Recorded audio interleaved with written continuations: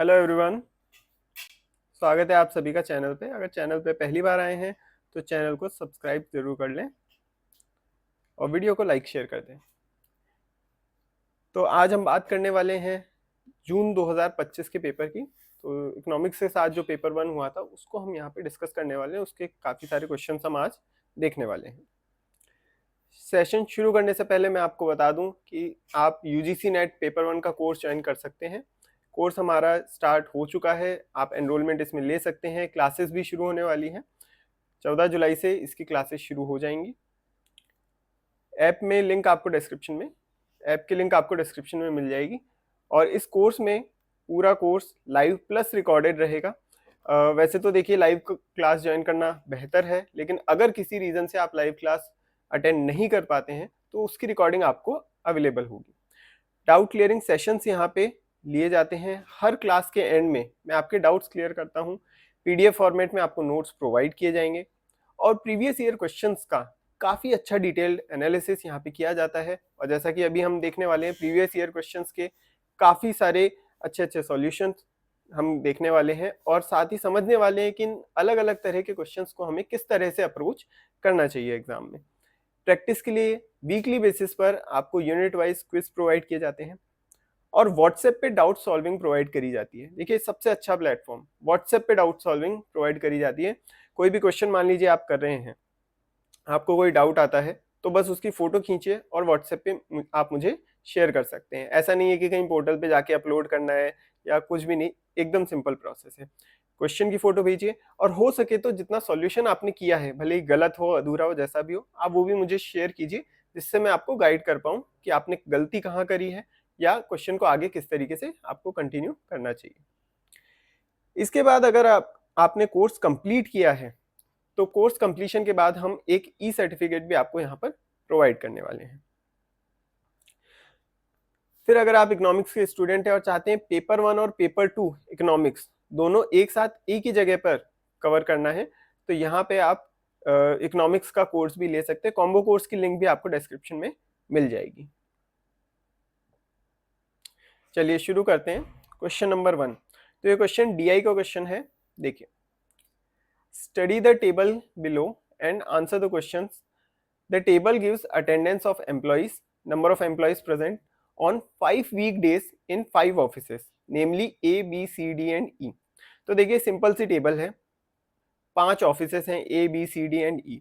इन 5 offices में एक week के अलग अलग डेज पर कितने कैंडिडेट्स, कितने एम्प्लॉइज प्रेजेंट थे, वो यहाँ पे टेबल में गिवन है। ठीक है, अब क्वेश्चन नंबर 1 देखते हैं। What is the difference between total number of employees present in offices C and D together on Tuesday and total number of employees present in offices A and E together on Thursday? तो देखिए काफी simple सा question है, इसको solve करते हैं। देखिए office C में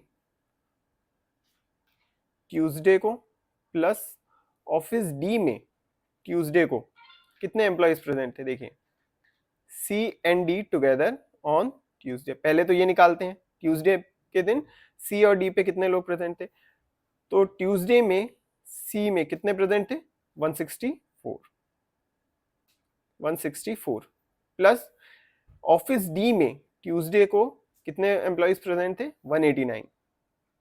तो ये 189 लिख लिया हमने। ठीक है, इसको ऐड कर देते हैं, ये हो जाएगा आपका 353। सिमिलरली दूसरा पूछा है ऑफिस ए और ऑफिस ई में थर्सडे को, ऑफिस ए में थर्सडे को प्लस ऑफिस ई में थर्सडे को। अब सिमिलरली टेबल से आप फाइंड कर सकते हैं, जैसे सी और डी के लिए हमने किया, तो ये आ जाएगा 89 और 113, इसका टोटल होगा 202। और इन दोनों के बीच का डिफरेंस पूछा है, तो डिफरेंस निकालने के डिफरेंस आ जाएगा 151। So answer will be C. ठीक है, आई होप ये क्वेश्चन आपको इजीली समझ में आ गया होगा। चलिए नेक्स्ट क्वेश्चन देखते हैं। What is the respective ratio between total number of employees present in office B on Wednesday and Thursday together and total number of employees present in office C on Monday and Friday together? तो देखिए office B में Wednesday को कितने present थे plus office B में Thursday को कितने present थे, तो ये हो जाएगा आपका 141 प्लस 223, टोटल हो जाएगा 364। तो 364 एम्प्लॉयज प्रेजेंट थे टोटल वेंसडे और थर्सडे को। और ऑफिस सी में मंडे पूछा है और फ्राइडे पूछा है।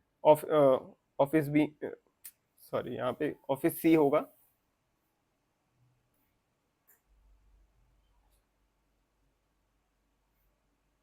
ऑफिस सी में फ्राइडे को। तो ऑफिस सी में मंडे और फ्राइडे यानी 211 प्लस 257, तो इसका टोटल आ जाएगा 468। अब देखिए इसका रेशियो आपको निकालना है, तो रेशियो निकालते हैं। तो सबसे पहले हम 4 से डिवाइड कर लेते हैं इसे। 4 से डिवाइड करेंगे तो ये जाएगा 9 टाइम्स 36 और 4 जाएगा 1 से। इसको 4 से डिवाइड करते हैं तो 1 1 और 28 होगा, तो ये 7 टाइम्स। ठीक है, तो 91 डिवाइडेड बाय 117, तो ये सिंपल 13 के पहाड़े में आता है 13 की टेबल में। 13 7 जा 91 और 13 9 जा 117, तो 7/9 का रेशियो यहाँ पे हो जाएगा। द रेशियो विल बी 7/9, 7:9 का रेशियो हो जाएगा। Next question, the number of employees present in office A on Wednesday is what percentage of the number of employees present in office D on Friday। So basically यहाँ पे हमें क्या निकालना है, office ए में वेंसडे को कितने प्रेजेंट थे डिवाइडेड बाय ऑफिस डी में फ्राइडे को कितने प्रेजेंट थे इनटू 100। ठीक है, क्वेश्चन हमसे पूछ रहा है कि ऑफिस डी में फ्राइडे के दिन जो total number of employees present थे उसका कितना परसेंटेज है जो ऑफिस ए में वेंसडे को प्रेजेंट थे। ठीक है, अब यहाँ पे कंफ्यूजन ये रहता है कि डिनोमिनेटर में हमें क्या लेना है, तो डिनोमिनेटर में हमें वो लेना है जो सेंटेंस में लास्ट में लिखा हुआ हो। तो डी ऑन फ्राइडे ये लास्ट में लिखा हुआ है, तो डी ऑन फ्राइडे को हमने बेस में लिया है। चलिए अब वैल्यूज पुट करते हैं। ऑफिस ए में वेंसडे को कितने प्रेजेंट थे, ये थे 115 और ऑफिस डी में फ्राइडे को कितने प्रेजेंट थे, ऑफिस डी में फ्राइडे को प्रेजेंट थे 160 इंटू 100। अब इसको सॉल्व करते हैं। देखिए 0 से 0 कैंसिल हो जाएगा और ये 2 से जाएगा 8 टाइम्स और ये 2 से जाएगा 5 टाइम्स। इसको अगर सॉल्व करके लिखें तो 575 डिवाइडेड बाय 8 और फिर इसको आगे फ्रैक्शन में हमें सॉल्व करना होगा, तो इट विल बी 71 एंड 7/8, 71 सही 7/8। So B is the correct answer. Now next, the number of employees present in office E on Monday is what percent more than the number of employees present in office C on Thursday। अब देखिए ये question आपको थोड़ा ध्यान से समझना है। यहाँ पे एक वर्ड काम में आया है मोर देन। ठीक है, तो क्वेश्चन क्या पूछ रहा है कि ऑफिस सी में जितने लोग प्रेजेंट थे थर्सडे को उसके कंपैरिजन में ऑफिस ई में मंडे को कितने एम्प्लॉइज ज्यादा प्रेजेंट थे इन परसेंटेज टर्म्स। तो यहां पे हमें बेसिकली यहां क्या निकालना है, देखिए ऑफिस ई में मंडे को माइनस ऑफिस सी में थर्सडे को जो एम्प्लॉइज प्रेजेंट थे डिवाइडेड बाय ऑफिस सी में थर्सडे को जो प्रेजेंट थे into 100 is equal to office E में मंडे को कितने प्रेजेंट थे, फाइंड कीजिए टेबल में 184 माइनस ऑफिस सी में थर्सडे को यानी 120 माइनस 120 डिवाइडेड बाय 120 इंटू 100। तो इसे हमें सॉल्व करना है। यहाँ पे 64 डिवाइडेड बाय 120 इंटू 100, तो ये 0 से 0 कैंसिल, फिर 4 से कैंसिल कर सकते हैं, ये 3 टाइम्स जाएगा, ये जाएगा 16 टाइम्स। तो 160 डिवाइडेड बाय 3 इसको हमें सॉल्व करना होगा। इसको आप सॉल्व करेंगे तो इट विल बी 53.33%, राइट। चलिए next question, what is the average number of employees present in office be on Monday, Tuesday and Friday. तो ऑफिस बी में मंडे, ट्यूसडे एंड फ्राइडे, इसका एवरेज हमें निकालना है। देखिए ये तो एकदम डायरेक्ट क्वेश्चन है, 147 प्लस 189 प्लस 93, इसका एवरेज निकालना है। तो इसको डिवाइडेड बाय 3 करेंगे, यहाँ से आ जाएगा 429 divided by 3, it will be 143। ठीक है, तो ये हो गया हमारा डीआई का क्वेश्चन। नेक्स्ट देखिए, अब फेलिसीज वाला क्वेश्चन है। सो लिस्ट 1 में यहाँ पे देखिए काफी सारी फेलिसीज हमें गिवन है, ठीक है, और यहाँ पे इन्हीं फेलिसीज का डिस्क्रिप्शन गिवन है। डिस्क्रिप्शन, तो पहले डिस्क्रिप्शन पढ़ते हैं, बाद में एक एक करके उनको फेलिसीज से मैच कर देंगे। मिस्टेकिंग कोरिलेशन फॉर कॉजेशन, तो ऐसा किस फेलिसी में होता है? फॉल्स कॉज में। बेसिकली किसी फेलिसी कोई स्टेटमेंट दिया है, कोई आर्गुमेंट दिया है, उसको एज अ कॉज ट्रीट कर लेना जबकि वो कुछ और है, किसी चीज को सपोर्ट करने के लिए गलत कॉज देना, that is false cause fallacy. तो हम कोरिलेशन को कॉजेशन मान रहे हैं यहाँ पे। अब ये दोनों टर्म्स बड़ी ध्यान से समझना। कोरिलेशन का क्या मतलब है? कोरिलेशन होता है जब दो चीजें साथ में घटती हैं या बढ़ती हैं, या एक के बढ़ने से दूसरी घट रही है, ठीक है, किसी भी डायरेक्शन में हो सकता है। जैसे मान लीजिए दो वेरिएबल्स लेते हैं ए और बी, ए और बी, अगर ए के बढ़ने से बी कम होता है तो ये कोरिलेशन है, ए के बढ़ने से बी बढ़ता है तो भी ये कोरिलेशन है, ए के कम होने से अगर बी कम होता है तो भी ये कोरिलेशन है।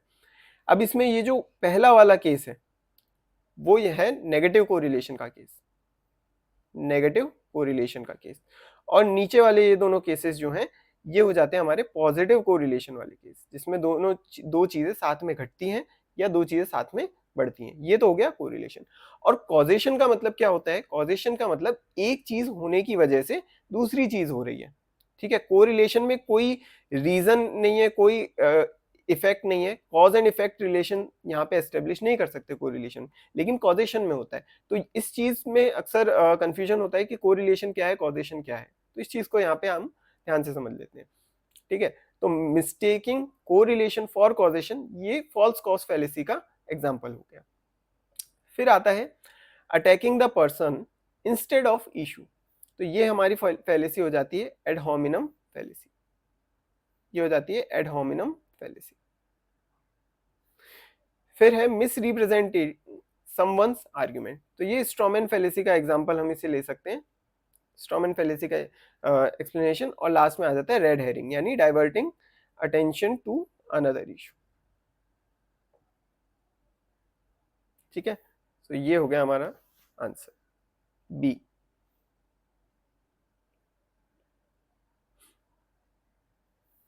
Next, arrange the following chronologically on the basis of their launch year.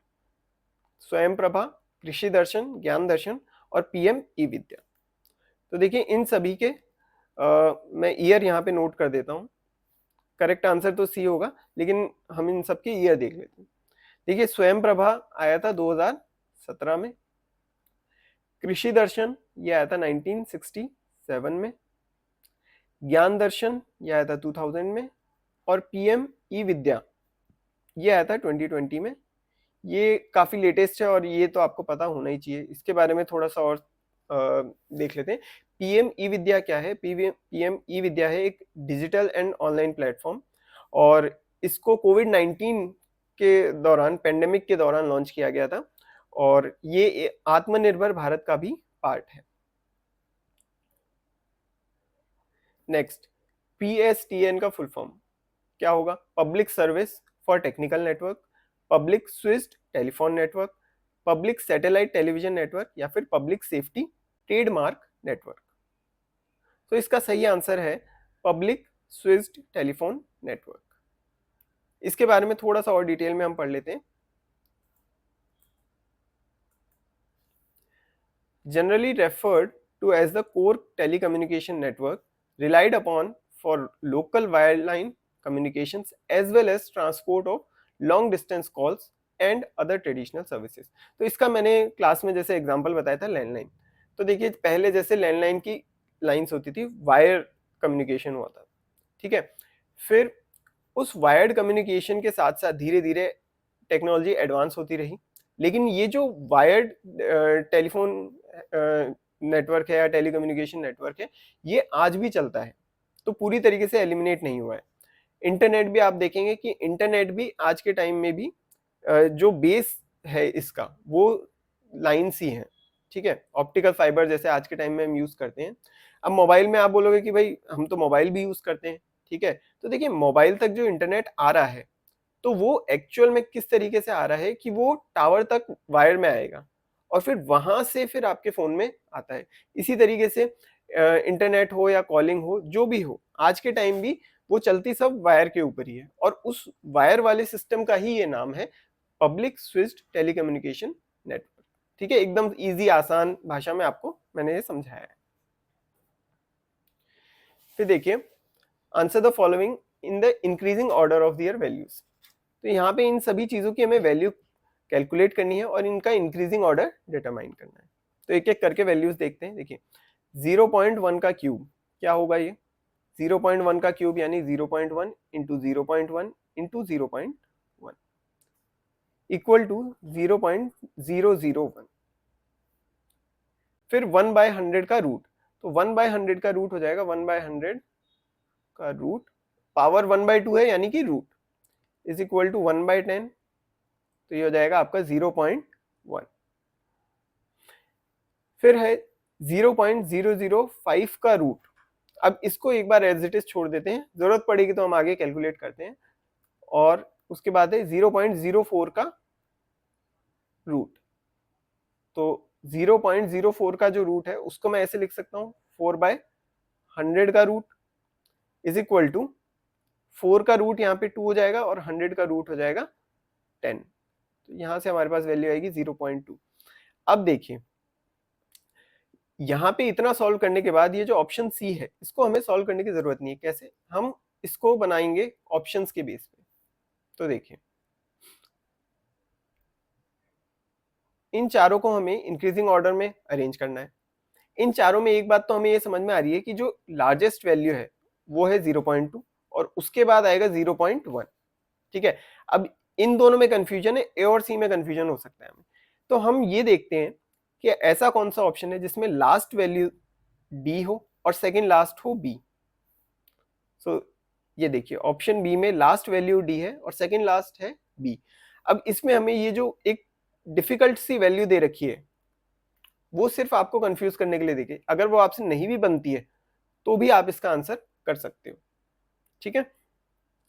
चलिए next, the decimal number equivalent to binary 110 is.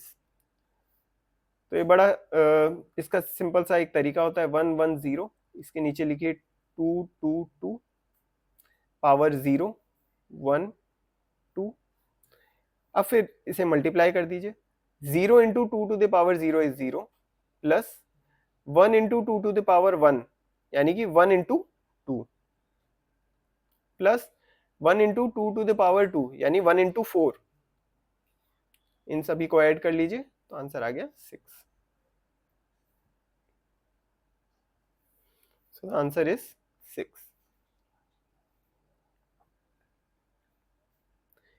Next, अब देखिए यहाँ पे कुछ कम्युनिकेशन के टाइप्स दे रखे हैं और यहाँ पे दे रखा है हमें डिस्क्रिप्शन। मैचिंग का क्वेश्चन है तो हम क्या करेंगे, पहले डिस्क्रिप्शन पढ़ेंगे और फिर एक एक करके उनको टाइप से मैच करेंगे। देखिए इस चीज का हमेशा ध्यान रखिएगा कि हमेशा डिस्क्रिप्शन को रीड कीजिए और फिर उसको नेम से कनेक्ट करते रहिए, उससे क्वेश्चन बनाने में थोड़ा इजी हो जाएगा। कम्युनिकेटिंग विद वन सेल्फ यानी intrapersonal communication. Intrapersonal communication basically जो आप आंख बंद करके अपने आप से बात करते हैं, मेडिटेशन करते हैं, या if you try to connect yourself with God, ये सभी इंट्रापर्सनल कम्युनिकेशन की कैटेगरी में आते हैं। Then we have face to face communication with another person, यानी ये हो गया interpersonal communication. interpersonal communication. Interpersonal communication. Then we have when many people participate in communication with each other. तो यानी कि यहाँ पे हम बात करें ग्रुप कम्युनिकेशन की, और लास्ट में one person speaking to a large number of people, यानी कि पब्लिक कम्युनिकेशन. ठीक है, तो ये बन गया हमारा मैचिंग का question. Next question, as per noise pollution regulation and control act 2000, the permissible noise level LEQ during the day for silence zone is 55 decibel, 50 decibel, 45 decibel या 65 डेसिबल. तो इसका आंसर है, देखिए ये लिस्ट आपको पता होनी चाहिए, ये लिस्ट आपको जरूर याद रखनी है. तो इसके अकॉर्डिंग साइलेंस जोन का क्या है, डे टाइम में लिमिट 50 डेसिबल, 50 डेसिबल. ठीक है, बाकी भी वैल्यूज आप बेहतर होगा याद कर लें, एग्जाम में इंपॉर्टेंट है. तो इसका आंसर हो जाएगा 50 decibel. Next, which model depicts communication as a process by which communicators send messages और feedback simultaneously to one another. यानी दो तीन लोग बात कर रहे हैं और साथ में बात कर रहे हैं, मतलब एक ने बोला दूसरे ने रिप्लाई किया, फिर पहला वाला रिप्लाई करेगा, फिर हो सकता है तीसरा बात करे, इस तरीके से कम्युनिकेशन चल रहा है. तो ये मॉडल हो जाएगा आपका ट्रांजैक्शनल मॉडल, जिसमें ये काम साइमल्टेनियसली होता है. नेक्स्ट क्वेश्चन है, a boat takes an hour to cover a certain distance downstream in a river. It takes one and a half hour to cover the same distance upstream. यानी upstream जाने में 1.5 घंटा लग रहा है और downstream जाने में 1 घंटा लग रहा है. Assuming that the speed of boat is same in both downstream and upstream direction, what is the ratio of speed of boat to that of stream in the river? अब देखिए क्वेश्चन क्या कह रहा है. जब डाउनस्ट्रीम जाते हैं तो बोट और स्ट्रीम की स्पीड ऐड हो जाती है, और स्पीड ऐड होने के बाद 1 घंटा लग रहा है. डिस्टेंस को हम यहाँ पे d मान लेते हैं. ठीक है, ये मैंने बोट की स्पीड अज्यूम करी है b, और s है हमारी स्ट्रीम की स्पीड. ठीक है, अब डाउनस्ट्रीम जा रहे हैं तो ये दोनों स्पीड ऐड हो जाएगी, is equal to total speed कितनी होगी, इन दोनों को मिला के टोटल स्पीड होगी. और स्पीड का फॉर्मूला यहाँ पे मैंने काम में लिया है distance upon time. Distance upon time, time क्या है 1 आवर, तो d अपॉन 1 लिख दिया मैंने. सिमिलरली डाउनस्ट्रीम की इक्वेशन बनाते हैं, तो बोट में से स्ट्रीम की स्पीड माइनस हो जाएगी, सॉरी डाउनस्ट्रीम नहीं, अपस्ट्रीम की इक्वेशन बनाते हैं, b माइनस एस, बोट में स्ट्रीम की स्पीड को हमने माइनस कर दिया, is equal to distance upon time. Time कितना है 1.5 घंटा, यानी कि 3/2 लिख सकता हूं इसको, तो 3/2 ऐसे करके लिख दिया मैंने. ठीक है, इस 3 को मैं क्रॉस मल्टीप्लाई कर देता हूं, तो ये इक्वेशन बन जाएगी 3b minus 3s is equal to 2d. अब देखिए ये हमारी फर्स्ट इक्वेशन, ये है सेकेंड इक्वेशन. मैं फर्स्ट इक्वेशन को 3 से मल्टीप्लाई करके सेकेंड इक्वेशन से माइनस कर देता हूं. तो इस इक्वेशन को 3 से मल्टीप्लाई करो, 3b plus 3s is equal to 3d. अब इस इक्वेशन को हम ऐड कर लेते हैं. देखिए दोनों इक्वेशंस को, ये हो जाएगा 6b, ये cancel, is equal to 5d. तो बोट की स्पीड कितनी हो गई, बोट की स्पीड हो गई 5/6d. ये आ गई हमारे पास बोट की स्पीड. अब बोट की स्पीड को कहीं भी पुट कर सकते हैं, फर्स्ट इक्वेशन में पुट कर सकते हैं, सेकंड इक्वेशन कहीं भी पुट करके हम स्ट्रीम की स्पीड निकाल लेंगे. तो फर्स्ट इक्वेशन में पुट कर देते हैं क्योंकि ज्यादा इजी रहेगा. तो देखिए 5/6d plus s is equal to d. तो यहां से स्ट्रीम की स्पीड आ जाएगी हमारे पास d minus 5/6d, it means 1/6d. ये हो गई स्ट्रीम की स्पीड. अब क्वेश्चन कह रहा है कि रेशियो निकालना है हमें, तो रेशियो बड़े सिंपल हम निकाल सकते हैं, b upon s is equal to, b कितना है 5/6d और स्ट्रीम की स्पीड है 1/6d. तो देखिए d से d कैंसिल, और ये अपॉन में जो 6 आ रहा है 6 से 6 कैंसिल, बचेगा 5/1. सो 5:1 हो जाएगा हमारा आंसर. ये हो गया क्वेश्चन नंबर 14। अब ये एक क्वेश्चन और देख लेते हैं। देखिए, आइडेंटिफाई द करेक्ट स्टेटमेंट्स। इन सभी स्टेटमेंट्स में से करेक्ट स्टेटमेंट कौन सा है वो हमें आइडेंटिफाई करना है।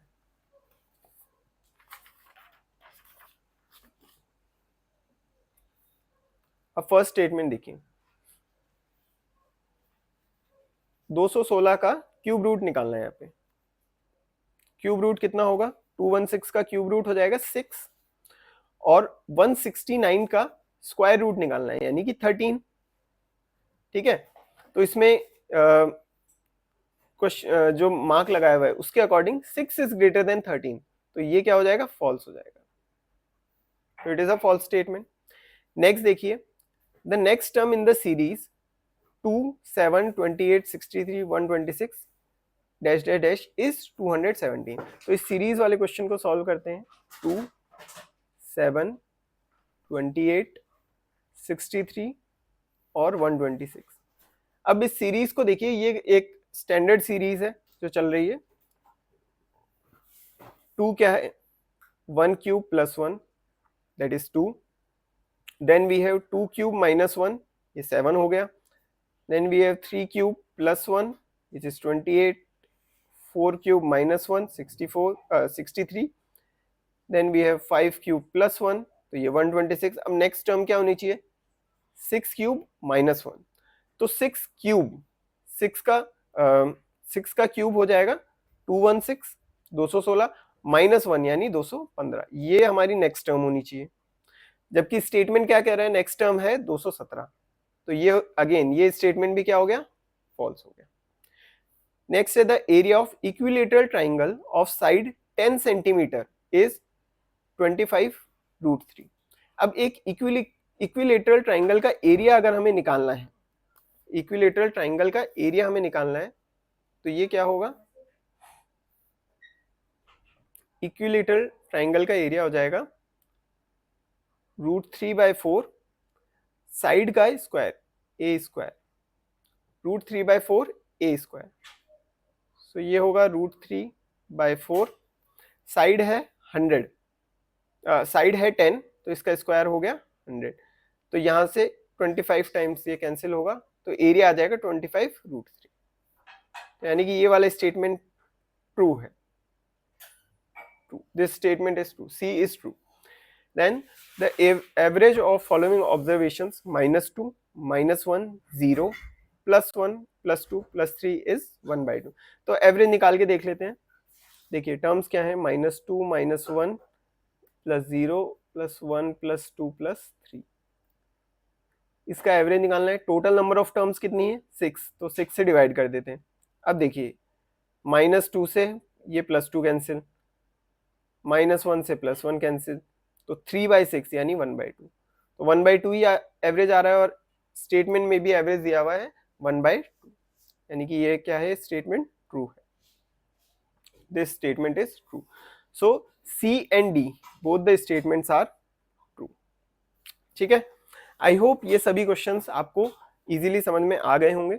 अगर कोई डाउट्स है तो आप पूछ सकते हैं, कमेंट भी कर सकते हैं अगर आपको कोई इसमें डाउट हो। और वीडियो अगर पसंद आया हो तो वीडियो को लाइक जरूर करें, अपने दोस्तों के साथ शेयर करें, और इसी तरह के और अच्छे अच्छे इन्फॉर्मेटिव सेशंस आपको चाहिए तो टेलीग्राम चैनल पे आप हमें ज्वाइन कर लीजिए, और मिलते हैं आपसे नेक्स्ट सेशन में। ऐसे ही और क्वेश्चंस हम सॉल्व करने वाले हैं। चलिए, see you in the next session, thank you very much.